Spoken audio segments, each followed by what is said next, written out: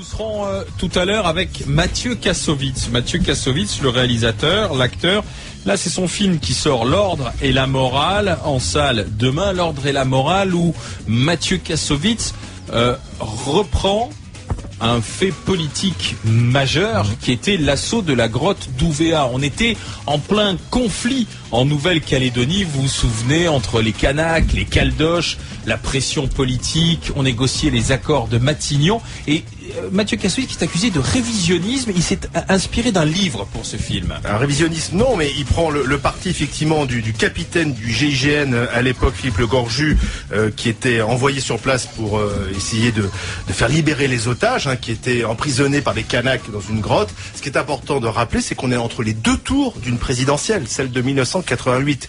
Et Le Gorju va se retrouver finalement au cœur d'une histoire politico-militaire, à la fois donc contre l'armée de terre, qui n'est pas d'accord avec la médiation et qui veut intervenir, et surtout contre les politiques qui veulent se servir de ce qui se passe à Ouvéa pour gagner les élections. À la fois Chirac et Mitterrand, c'est un concours de manipulation. Le film est passionnant pour ça. Alors c'est une thèse, on peut être contre, et d'ailleurs l'armée de terre et Bernard Ponce, qui était le ministre de l'époque en charge du dossier, ont réagi. Le problème c'est que Ponce, il a réagi sans avoir vu le film, donc c'est pas très honnête, mais Vidal, qui était le patron de l'armée de terre sur place et qui menait les opérations, a vu le film et a réagi. Mais ce qui est intéressant à montrer, c'est comment Chirac et Mitterrand se sont servis de cette affaire au détriment de ceux qui étaient sur place. Karim ? Moi j'aime beaucoup Kassovitz et j'aime beaucoup ce type de metteur en scène engagé.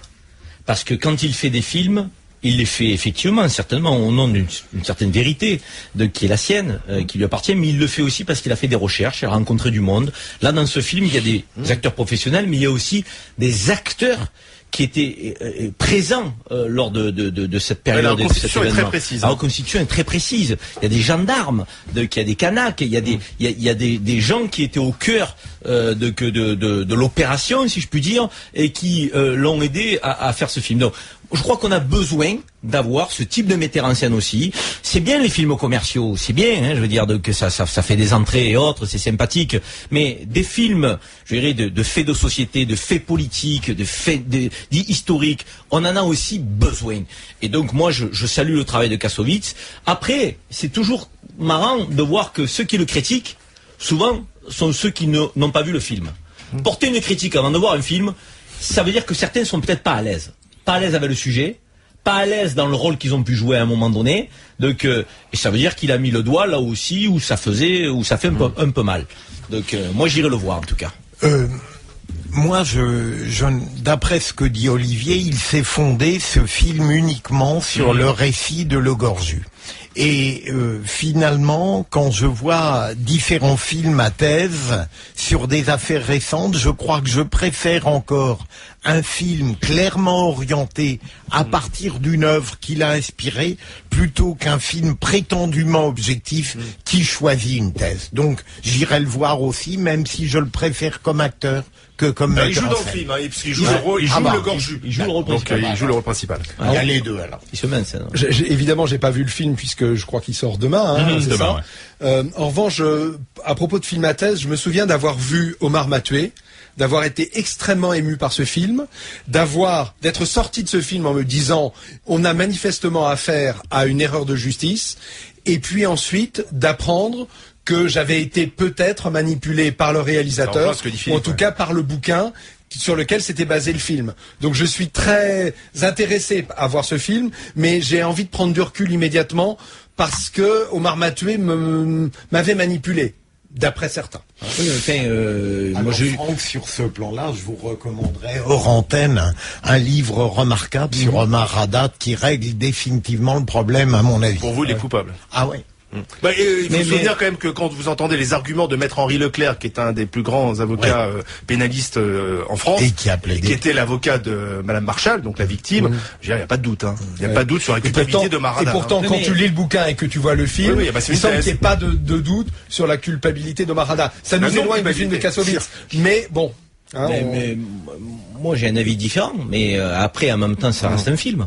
Oui, c'est-à-dire ne donnons pas plus d'importance à un film. Je veux dire après on en sort avec, je dirais une vérité qui nous appartient à chacun, un avis, une vision, une observation, une analyse. Je veux dire voilà, mais ça reste du cinéma. Je veux dire. Quand tu vas sur internet, sur certains sites proches de la droite ou de la droite nationale, la Kassovitz, il en prend vraiment pour son grade. Il y a des appels à boycotter le film. Ouais. C'est pour ça que je disais révisionniste, même s'il part d'une thèse, il épouse cette thèse et on lui reproche de revoir l'histoire officielle et là, il sera intéressant d'en parler avec Mathieu Kassovitz. Certains proposent d'aller manifester devant les cinémas.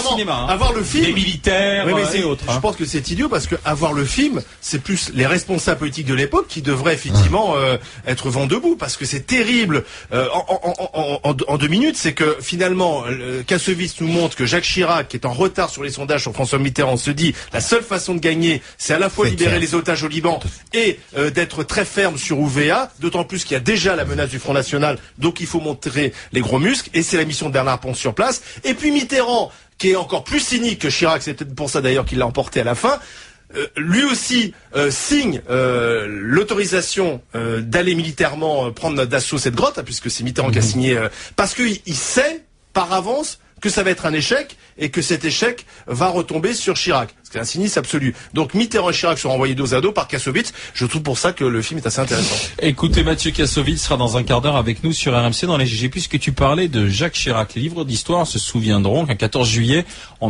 quelqu'un avait essayé d'assassiner Jacques Chirac. Il s'agit de Maxime Brunery qui avait grandi, s'était structuré dans les mouvances identitaires. Maxime Brunery a purgé sa peine de prison. L'homme qui avait requis contre Maxime Brunery, il est avec nous aujourd'hui, Philippe Bilger. On va reparler du cas Maxime Brunery parce qu'il s'est retrouvé membre d'un jury littéraire et à la grande surprise des autres membres du jury, il a sa place dans un jury littéraire. Maxime Brunery, il était venu présenter son livre sur RMC dans les grandes gueules.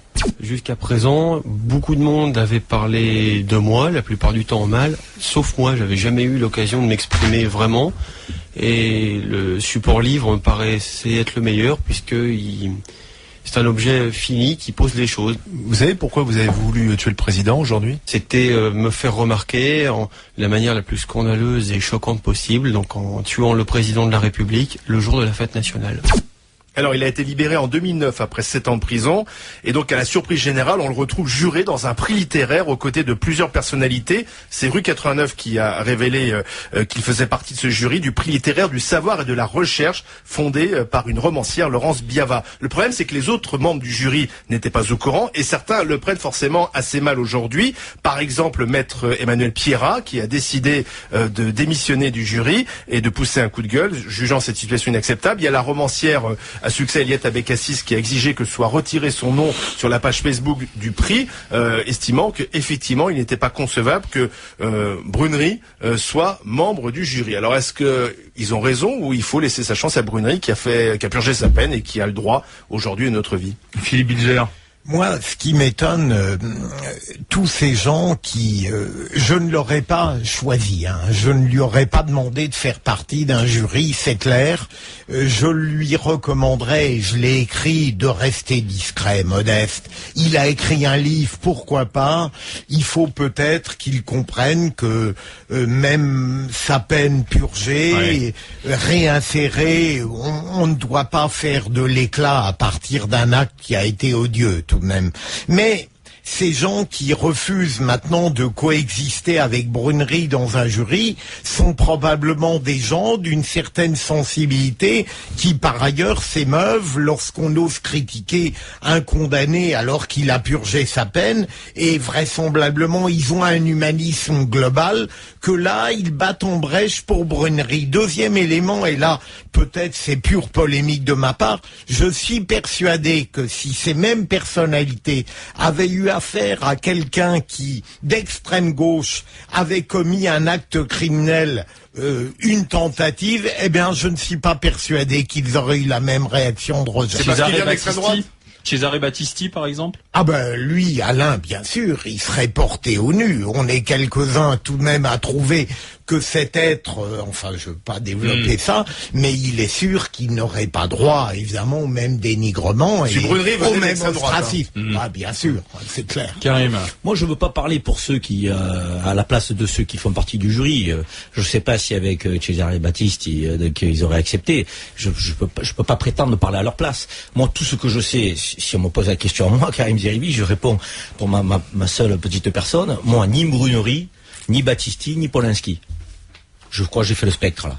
Donc, parce que effectivement, je pense qu'il y a des gens qui peut-être se verraient dans un jury, alors cinématographique, pas littéraire, avec Polanski, et se verraient pas avec Brunery. Pour moi, je veux dire, à un moment donné, quand on pose, quand on est dans une posture de morale ou de principe, elle s'applique à tout le monde. Elle s'applique à tout le monde, au-delà des sensibilités. Et moi, je le fais aisément dans ma vie, ça. Je veux dire, moi, je m'en fous de savoir que les gens sont de droite, de gauche, du centre. Ça m'intéresse pas. Moi, c'est la personne qui m'intéresse. Et en l'occurrence, est-ce que Brunery, est-ce que Polanski, est-ce que ces gens-là, pour moi, entre guillemets, sont fréquentables? On va employer ce terme-là parce que participer à un jury. Ouais. Moi, Brunery peut écrire un livre. Hein. C'est son droit total. Je veux dire. Après, moi, j'ai pas mis de siéger avec lui, mais j'ai pas mis de siéger avec Polanski non plus. Et ils sont pas du même bord politique. Il y en a un qui est néo-nazi, et il y en a un qui se prétendait plutôt à gauche. Je m'en fous du clivage. Moi, je me suis refait le film parce que je me souviens de mes émotions qui avaient été très fortes. D'une part sur la tentative d'assassinat du président de la République, même si on s'était aperçu que ça a été fait plutôt par un pied nickelé, donc le risque était faible du fait de l'arme qui avait été utilisée.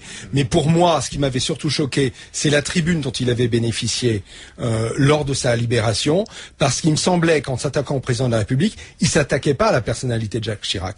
Il s'attaquait à un symbole, à une forme de personnalité, je vais assez loin, une personnalité sacrée, parce que symbole de la démocratie. Or, on n'est pas tant de pays que ça à vivre dans la démocratie. Et surtout pour avancer des prétextes aussi narcissiques que celui de vouloir sortir de la masse. Bon. Mais j'ai aussi un autre principe dans la vie. C'est qu'une fois qu'on a purgé sa peine, on a purgé sa peine. L'ardoise est effacée. Et que j'ai au cœur, moi, d'une de mes préoccupations, c'est le fait de favoriser la réinsertion des gens. Alors je pense que Maxime Brunery, il a le droit, comme tous les autres citoyens, comme Bertrand Cantat. Une fois que Bertrand Cantat a purgé sa peine, il devient un citoyen comme les autres. En revanche, pour moi, la question qui se pose, c'est un citoyen comme les autres. Même s'il a purgé sa peine, il y a un passif, il y a un acte quand même, comme disait Philippe. Mais il n'empêche qu'il a purgé sa peine. La démocratie l'a condamné. Mais la réinsertion ne passe pas par les honneurs automatiquement. Non, mais voilà, justement, je veux te dire, il faut quand même raison garder. C'est là-dedans. La réinsertion, tu écris un bouquin, il faut Karim. Voilà, très bien. Karim, je vais pas assez vite pour toi. Partie d'un jury, excuse-moi, Karim, je vais pas assez vite pour toi. Je reconnais ta capacité à aller vite. Mais ce que je voulais dire, c'est en fait quel est le don, le travail, le talent, la capacité de Brunery à être membre d'un jury littéraire. Pour moi, c'est ça la vraie question. C'est pas tout le reste. Tu vois ? Et là, j'ai le sentiment qu'il n'a pas de capacité à ne pas le mettre au même pied dans le jury que d'autres personnalités qui, elles, sont des écrivains. Absolument. La grande romancière Marguerite Pinjot, par exemple. L'idée de la deuxième chance, avec laquelle je m'étais insurgé, souvenez-vous, la semaine dernière, avec Franck Tanguy, sur le violeur de la petite Océane. Je m'étais insurgé sur ton idée de la deuxième chance. Et je m'insurgerai de la même manière aujourd'hui si on en reparlait. Je me suis pas calmé depuis, que sur le tueur d'Océane. Donc, l'idée de cette deuxième chance, de cette rédemption, en gros, je veux dire, n'oblige pas la société. Alors là, on parle pas d'Océane, on parle de quelqu'un qui a une tentative sur le président de la République, donc ce qui est quand même différent pour moi, quand même, même si c'est très grave. Attention, donc c'est pas la même chose. La rédemption, la deuxième chance, ne nécessite pas de mettre les gens sur un piédestal. Mais tu sais, faut pas déconner non plus. Laurence Biava, sérieux, quoi. La réinsertion, oui, mais après, les honneurs, le piédestal, non. Excusez-moi. Karim, Philippe et Franck. Laurence Biava, qui a créé là ce prix littéraire du savoir et de la recherche, dit de Maxime Brunery: il peut paraître psychopathe de premier abord, il ne l'est pas du tout, c'est un être brillant et très littéraire. C'est pour ça qu'elle l'a choisi et qu'elle l'a mis dans le jury. Il a certainement beaucoup changé, d'ailleurs dans son livre il en parle. Je dirais en effet, je rejoins... Mais toi tu ne te verrais pas siéger dans un jury à côté de Maxime Brunery? Non, d'abord parce que je jugerais indécente une présence alors que j'ai été l'avocat général et qu'il dit du bien de moi dans son livre, mais par ailleurs je sens toujours une touche de mépris à l'encontre ou des jurés ou éventuellement du personnel pénitentiaire. C'est celle qu'il a choisie qui m'intéresse. Philippe, est-ce qu'il a vraiment guéri? Parce que tu nous as expliqué finalement qu'il avait voulu tuer Chirac pour se faire connaître.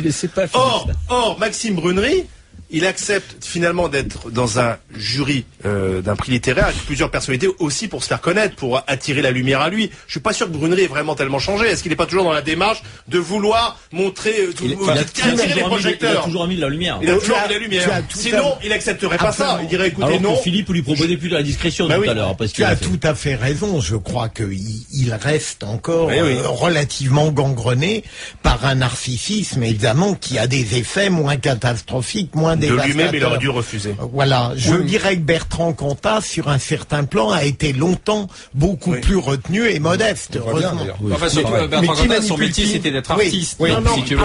Il avait une autorité extraordinaire. En fait. Cela dit, Il ne cherchait pas de notoriété. Oui. Qui manipule qui dans cette histoire, mes amis? Est-ce que c'est Maxime Brunery qui manipule pour être au devant, ou c'est Laurence Bieva qui prend un type qui est un repris de justice pour le mettre dans son... Elle peut être sincère en disant je vais aider ce type qui est brillant littéraire. Elle fait parler de son prix. Voilà, en même temps, Olivier le choisir à partir du moment où il accepte et où elle sait qu'il sera à côté d'Abbé Cassis, il est évident qu'elle sait qu'il y aura un problème. Donc elle manipule pour avoir un clash et avoir de l'audience. Et on en a parlé. Et qu'on parle de son prix. Pour revenir à ce que disait Alain tout à l'heure, le jugement qui était porté sur lui, c'est un écrivain extraordinaire, intelligent. Excusez-moi, c'est à l'opinion de le dire en achetant son livre, en le plébiscitant que par l'achat de son livre. Ça se décrète pas, sinon c'est subjectif. C'est subjectif. Cette femme disait, elle l'a rencontré, voilà ce qu'elle a ressenti. Elle va pas nous imposer sa subjectivité non plus. Mais les prix c'est subjectif. Non, mais pourquoi ce livre-là par rapport à un autre? Les GG, vous, c'est maintenant.